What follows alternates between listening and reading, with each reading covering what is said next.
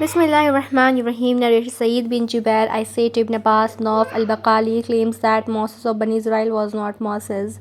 The companion of Al-Khadir Ibn Abbas said that Allah's enemy tells a lie. Ubay bin Ka'b narrated to us that Allah's messenger said Moses got up to deliver a sermon before Bani Israel, and he was asked, who is the most learned person among the people? Moses replied, I am the most learned. Allah then admonished Moses, for he did not ascribe all knowledge to Allah only.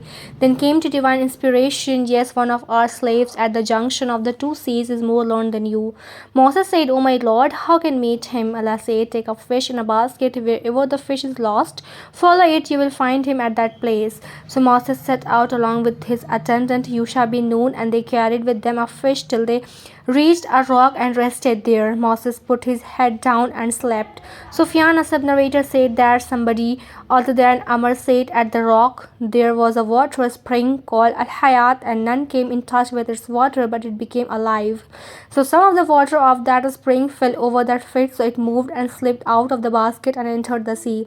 When Moses woke up, he asked his attendant, bring our early meal. The narrator added, Moses did not suffer from fatigue except after he had passed the place he had been ordered to observe.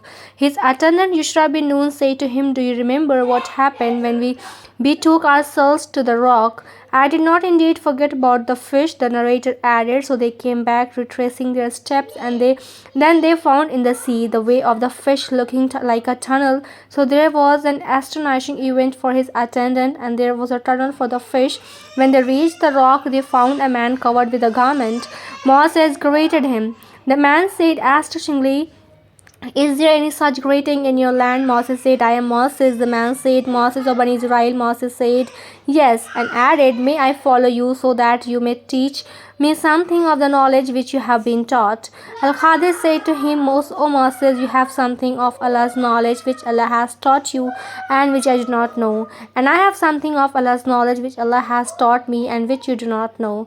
Moses said, but I will follow you. Al-Khadir said, then if you follow me, ask me no question about anything until I myself speak to you concerning it. After that, both of them proceeded along with the seahorse. There passed by them a boat whose crew recognized Al-Khadir and received them on board free of charge. So they both got on board.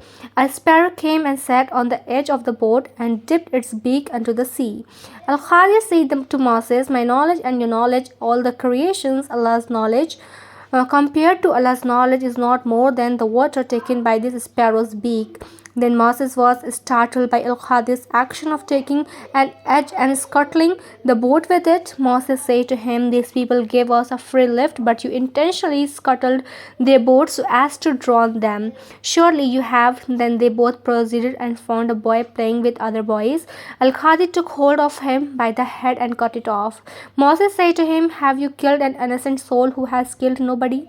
Surely you have done an illegal thing. He said, didn't I tell you that you will not be able to have patience with me up to? But they refused to entertain them as their guest. They found a well therein at the point of collapsing. Al-Khadir moved his hand thus and set it upright, repaired it. Moses said to him, when we entered this town and neither gave us hospitality nor fed us, if you had wished, you could have taken wages for it. Al-Khadir said, this is the parting between you and me. I will tell you the interpretation of those things about which you were unable to hold patience.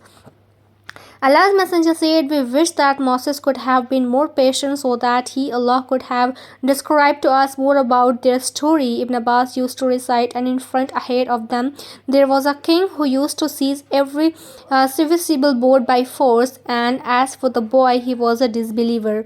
Sahih Bukhari, Hadees number 4727.